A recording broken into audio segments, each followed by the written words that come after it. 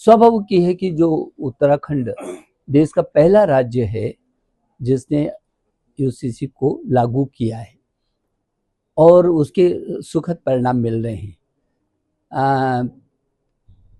देश के प्रधानमंत्री जी ने कई बार इस बात को उल्लेखित भी किया है और देश के अन्य राज्य भी अब उस पैटर्न पर आकर के उसको लागू करेंगे। देश की जरूरत है, देश की जरूरत है।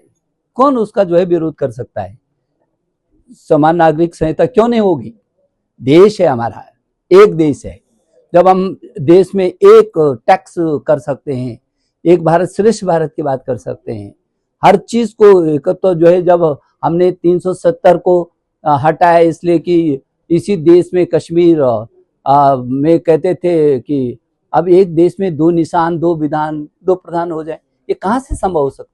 क्यों 370 हटी? तब भी लोगों ने इस तरीके से कहा था, विशेष करके कांग्रेस ने कहा था कि यदि और अन्य ये जो पार्टियां हैं, सोपा भी उसमें सम्मिलित है, बहुत सारे नाम नहीं लेना चाहता, लेकिन जितने भी विरोधी दल हैं उन्होंने कहा यदि 370 हटेगी तो लहूलुहान हो जाएगा, खून की नदियां बह जाएंगी। कैसे लोगों को गलत तरीके से उकसाने का काम करते हैं।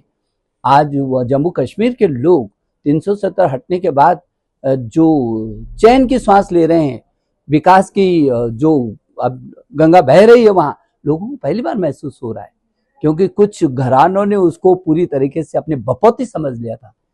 तो मुझे लगता है कि देश के प्रधानमंत्री जिस दिशा में काम कर रहे हैं वो सशक्त भारत की दिशा में काम हो रहा है और ये छोटा नहीं, बहुत बड़ी बात है।